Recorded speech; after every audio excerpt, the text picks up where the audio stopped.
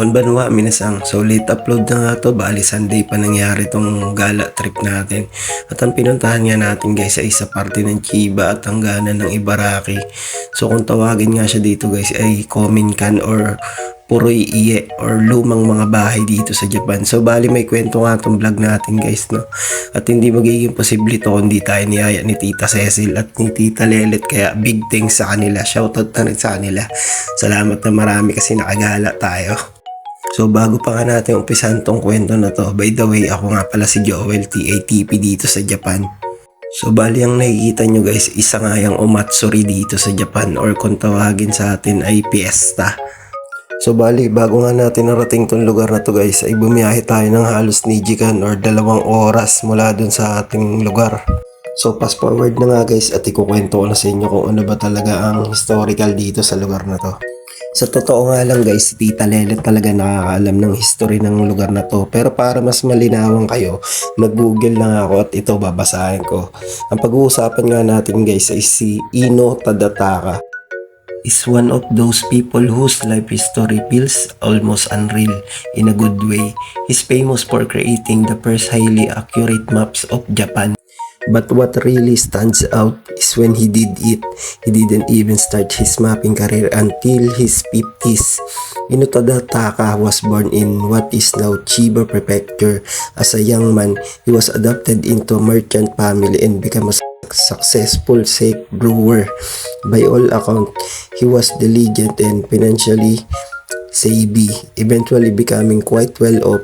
Nothing about this phase of his life screams future legendary map maker. Retirement and study at age 49, he retired from business and moved to Edo or modern Tokyo. Instead of slowing down, he dived into studying astronomy and mathematics under Takahashi Yoshitoki. So putulin ko nga muna istorya natin guys, no. 11:30 nga nung sinundo tayo ni Tita Cecil sa ating apartment at nagpunta naman tayo ng Kashima kasi nga medyo malayo yung bahay ni Tita Lelet. Sinundo nga namin siya. 25 minutes din siguro yung biyahe papunta rin sa bahay niya. Hindi naman siya ganun kalayo. At nung makumpleto na nga ang aming grupo, syempre magpo-food trip muna tayo. Hello! Happy Sunday! Tayo sa McDo guys.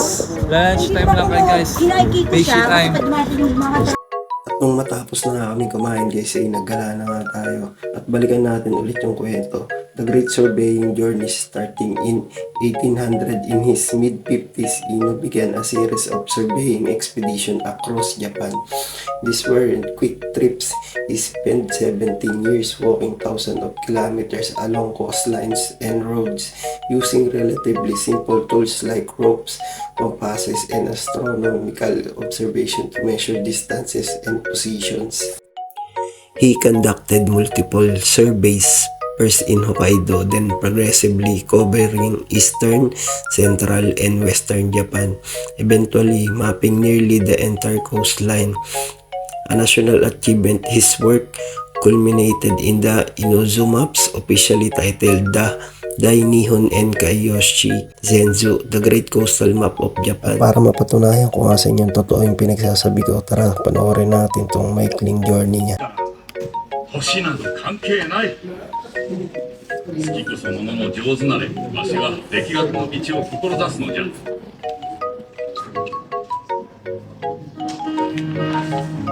父は若くして伊能家に来たが家のため村のため今日まで努力を続けてまいりました。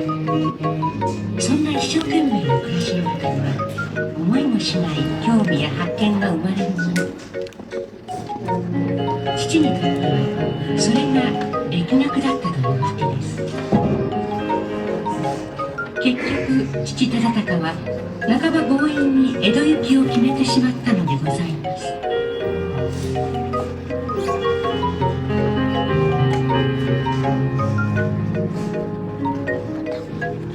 さてさて、江戸じゃ、力学じゃ。まずは良い先生につくことじゃ。